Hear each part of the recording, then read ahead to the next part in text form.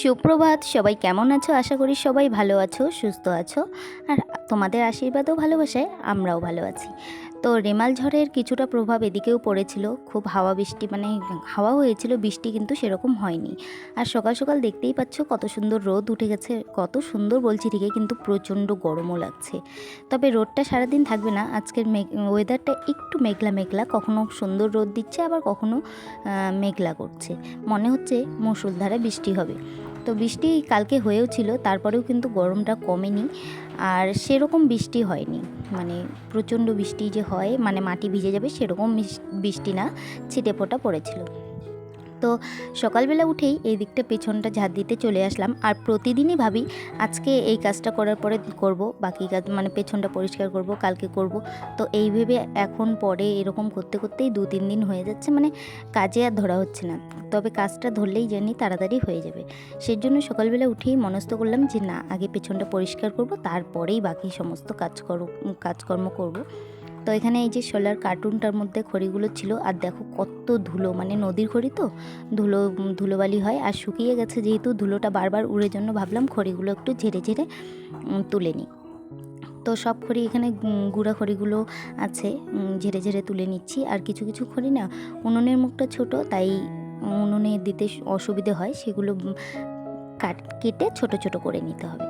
তো এখানে খড়িগুলো তুলে নিচ্ছি। আর রোদটা এত সুন্দরভাবে পড়েছে, গাছের পাতাগুলো দেখো একদম সবুজ দেখা যাচ্ছে, খুব সুন্দর। তো এখানে পেটির মধ্যে কিছুটা খড়ি ছিল, এখান থেকে কিছুটা খড়ি ওখানে সোলার কার্টুনে রেখে দিয়ে চলে আসলাম এই দিকটায়। এদিকে ক্যামেরাটা সেট করে এখানে দরজাটা পড়ে গেছিলো, মানে টিন দেওয়া আছে একটুখানি, যাতে কুকুর টুকুর না ঢুকে, সেই জন্য। তো ওই জায়গাটাও পরিষ্কার করে নিলাম। আর কিছু খড়ি এখানে সোলার কার্টুনটায় তুলে নিচ্ছি, আর কিছুটা ব্যাগের মানে বস্তার মধ্যেই থাকবে, ভাকু বলে ওটাকে আর কি। তো যাই হোক, ওভাবে রেখে দিলাম। আর এবারে বস্তা, ব্যাগ, প্লাস্টিক যা কিছু আছে সব কিছু ভাঁজ করে করে এই একটা বস্তার মধ্যে রেখে দিচ্ছি। কারণ এদিকে যখন খড়িগুলো নিচে রেখেছিলাম তখন বস্তাগুলো পেতে দিয়েছিলাম, আর তারপরে কিন্তু গুছানোই হয়নি। তো কিছু কিছু বস্তা বের করে নিয়েছিলাম, সেজন্য আবার ওইদিকে গুছিয়ে দিলাম। তো যাই হোক, এবারে ঝাড় দিচ্ছি। আর এত ধুলো উঠছে, আমি ধুলোর দিকে অতটা ধ্যান দিইনি, মন দিয়ে কাজই করে যাচ্ছিলাম। তো দেখো কি পরিমাণে ধুলো উঠছে। তো এখানে আরও কিছু খড়ি এখানে পড়েই আছে, তো খড়িগুলো তুলে দিব। আর এদিকে আমার গাছটাতে দেখো কত সুন্দর ফুল ধরেছে। আর মিমির বাবা যেই না বাজারে চলে গেল, অমনি জোর করে ঘুম থেকে উঠে পড়লাম। কারণ বেলা হয়ে গেলে তো আর কাজে ধরা হয় না। আর যখন মনে হচ্ছিল যে কাজ করতে হবে অল্প সময়ের মধ্যে, এই অস্বস্তিকর গরমে, তো কাজে ধরেই ফেললাম। আর মন দিয়ে কাজ করছি, এত ধুলো উঠছে সেদিকে ধ্যানই দেইনি। তো প্রিয়াঙ্কা আমাকে ডেকে বললো, দিদি খুব ধুলো উঠছে, জানালাগুলো বন্ধ করে দাও। তো মিমি ঘুমোচ্ছে, তাই জানালাটা বন্ধ করে দিলাম। আর বাকি দিকটাও পরিষ্কার করে নিচ্ছি। তো আমার এই পেছনের বারান্দাটায় রুম হলে কেমন হবে তোমরা জানিও তো কমেন্ট করে। আমার তো মনে হয় খুবই সুন্দর হবে। তো যাই হোক, এটাও পরের কথা, যখন হবে তখন দেখা যাবে। তো এখানে ঝাড় দিয়ে সমস্ত প্লাস্টিক যা কিছু এক জায়গায় জড়ো করে ফেলে দেবো। আর পরে এগুলো তুলে রাস্তার ধারে পুকুরে ফেলে দিয়ে আসবো। তো চলো, এইদিকে পরিষ্কার হয়েই গেল। আর দেখো কত সুন্দর লাগছে। একটা বস্তা পেতে উনুনটা নামিয়ে নিলাম। আর পেটিটা যে ছিল ওইদিকে সাইডে রেখেছিলাম, ওটা ঢেকে দিলাম যাতে ময়লাগুলো দেখতে বিচ্ছিরি না লাগে। আর বালতিগুলো ছড়িয়ে ছিটিয়ে আছে, তাই এক জায়গায় করে এদিকে জল নিয়ে বসে পড়লাম বাসন ধুতে। তো প্রিয়াঙ্কা মেজে মেজে দিচ্ছিল, ও বাসন মাজছিল দেখে আমিও আর বসে না থেকে চলে আসলাম বাসন ধুতে। তো বাসন মাজছে, আর আমি এদিকে বালতির জলে ধুয়ে নিচ্ছি বাসনগুলো। আর ঝড়ের খবরগুলো যত দেখছি তত যেন আতঙ্ক লাগছে, যে কী অবস্থায় আছে মানুষগুলো, কি হচ্ছে, কারেন্ট নেই, কত অসুবিধার মধ্যে মানুষকে দিন কাটাতে হচ্ছে। তো যাই হোক, এটা তো প্রাকৃতিক, কারো কিছু করার নেই, কারো হাত পা নেই যে বেঁধে রাখবে। তো যাই হোক, সবাই সাবধানে থেকো, সুস্থ থেকো, ভালো থেকো। তো সেই গল্পই করছিলাম। তো বাসনগুলো ধুয়ে নিলাম। আর এখানে সব এঁঠোগুলো একটা গামলার মধ্যে নিলাম, দূরে ফেলে দিয়ে আসবো। এইদিকে দেখো আমার ননদের মেয়ে এসেছে। আমার ননদের এটা বড় মেয়ে, একটাই ননদ। তো যাই হোক, ও আমাকে প্রতিদিন সকালবেলা এভাবে ফুলগুলো তুলে দেয়। আর আমি কিন্তু ওকে বলিও না, নিজে থেকে আমাকে সব ফুল তুলে দেয়। তো দেখো ফুলগুলো তুলছে, আর আমি এদিকে চলে আসলাম চা বানাতে। তো বাবা বলছিল চা খাবে, লাল চা খায় বাবা, তাই লাল চা বানিয়ে দিলাম, দিয়ে চলে আসলাম ঘরে। এবারে ঘরটাকে সুন্দরভাবে গুছিয়ে নেব। আর এই গরমে এই বেড কভারগুলো যে এত গরম লাগে বলার মতো না, আবার শীতের দিনে এত শীত করে বেড কভারটাতে শোয়াই যায় না, এরকম অবস্থা। তো এগুলো বিয়ের গিফটে ছিল। তো যাই হোক, গিফটের জিনিস এখনও যে আছে এটাই অনেক। তো ভীষণ ভালো লাগে। আর একটা ভালো দিক হলো এই বেড কভারগুলোর কিন্তু কালার যায় না, খুব সুন্দর লাগে। তো যাই হোক, বিছানাটা ভালোভাবে ঝেড়ে নিলাম। আর সারাদিনে যে কতবার ঝাড়তে হয় তার তো কোনো হিসেবে নেই, কারণ এই পিছলে বেড কভারগুলো কী হয়, যতবার উঠবে কুচকে থাকবে। তো এখানে ব্ল্যাঙ্কেটটা, গরমে তো ব্ল্যাঙ্কেট দেখেই গরম লাগে, কিন্তু এটাকে কোথায় রাখবো টানাটানি না করে এক সাইডে গুছিয়ে রেখে দিলাম। আর এখানে মিমির বালিশ, কোলবালিশ, ঝাড়টা সব কিছু গুছিয়ে চলে আসলাম রান্না করতে। তো এবারে উনুন জ্বালাবো, আর উনুন জ্বালিয়ে নিয়ে একবারে রান্না বান্না সব উনুনেই হবে, কারণ গ্যাস তো শেষ হয়ে গিয়েছে। আর এমনিতে উনুনে রান্না করলে কিন্তু খুব তাড়াতাড়ি হয়, আর উনুনের রান্নার স্বাদটাও কিন্তু অনেক ভালো। তো দেখো, উনুনটা জ্বালিয়ে নিলাম। এখানে প্লাস্টিকের খাবারের যে প্যাকেটগুলো থাকে সেগুলো দিয়েই জ্বালিয়ে নিলাম। আর হাঁড়ি কড়াইগুলোতে ছাই লেপে দিয়েছি। ছাই লেপে দিলে না খুব সহজে কালি উঠে যায়। তোমরাও ট্রাই করো, দেখবে খুব কোনো কষ্টই হবে না।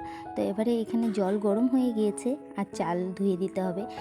তো চাল ধুয়ে আমি রেখে দিয়েছি জলে ভিজিয়ে। এবারে চালগুলো হাঁড়িতে তুলে দিচ্ছি, আর তারপরে রান্না বসিয়ে বাকি সবজি টবজি আনাজ করতে হবে, কারণ সব কিছু করতে অনেকটা সময় লাগে। আর এভাবে লাইন বাই লাইন, মানে স্টেপ বাই স্টেপ কাজগুলোকে গুছিয়ে করলে কিন্তু খুব একটা সময় লাগে না। সময় লাগে, তবুও তাড়াতাড়ি হয়ে যায়।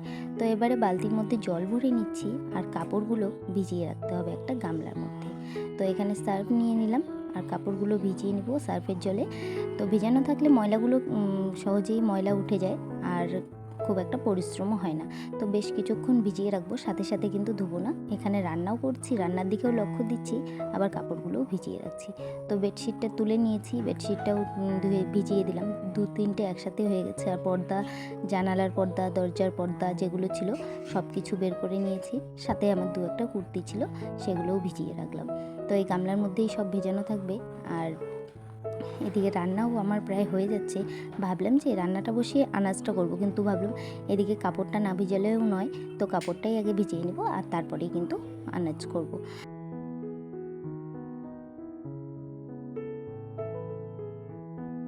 ভাত নামিয়ে নিয়েছি, আর কড়াইতে এখানে জল দিয়ে দিলাম, কারণ আজকে আলুর ডাল বানাবো, সেটা আবার অন্যভাবে, এভাবে বানাইনি কোনো দিন। তো এখানে জলের মধ্যে আলুগুলো চাকা চাকা করে কেটে দিলাম, আর এখানে টমেটো, কাঁচা লঙ্কা সব কিছু একবারে দিয়ে সেদ্ধ করে নেব। এবারে সেদ্ধ হয়ে এলে এই গামলার মধ্যে নামিয়ে নেব। ডাল কাটাটা ভালোভাবে ধুয়ে নিচ্ছি, আর গামলাটাও একটু ধুয়ে নিলাম। ধোয়া জিনিসটা বারবার ধুলেই যেন মনে শান্তি লাগে, পরিষ্কার মনে হয়। তো এবারে দেখো, এই ডাল কাটাটা দিয়ে খুব সুন্দর কিন্তু ডালটা মিহি হয়ে আসে। প্লাস্টিকের হলে কি হবে, ভালো কাজের। তো এখানে কড়াই গরম হয়ে এসছে, দিকে ডালটা ঘিটেও রেখে দিয়েছি। তো এবারে এখানে সাদা জিরে, মানে গোটা জিরে, কালো জিরে, সাদা জিরে বললাম কারণ কালো জিরেও দিয়েছি। আর এখানে পেঁয়াজ লঙ্কা কেটে রেখেছি, সেটা দিয়ে ফোড়ন দিব। তো এবারে সম্বার করব, আর সম্বারটা কিন্তু বেশ আওয়াজ হয়েছিল। আর ডালের সম্বারে আওয়াজ না হলে কিন্তু একদমই মনে হয় না যে ডালটা টেস্ট হবে। তো দেখো, ডাল হয়ে এসছে, আর নামিয়েও নিলাম। আর ভীষণ টেস্টি হয়েছিল খেতে। তোমরাও এভাবে একবার ট্রাই করে দেখতে পারো, ভীষণ টেস্টি হয়। তো এখানে কুলেখাড়া শাক আর ঢেঁকি শাক দুটোই একসাথে বেছে নিয়েছি। তো শাকগুলো ভাজা করব। কুলেখাড়া শাক খুব একটা গন্ধটা আমার পছন্দ নয়, তাই এভাবে ভাজাই করছি মিক্সড করে ঢেঁকি শাকের সাথে। তো এখানে গোটা রসুন আর কাঁচা লঙ্কা দিয়েই শাকটা কালো জিরে দিয়ে বানালাম। এবারে ঘরের যে বাকি দিকটা রয়েছে, বিছানাটা তো গুছিয়েছি, কিন্তু বাকি দিকটা গুছানো হয়নি।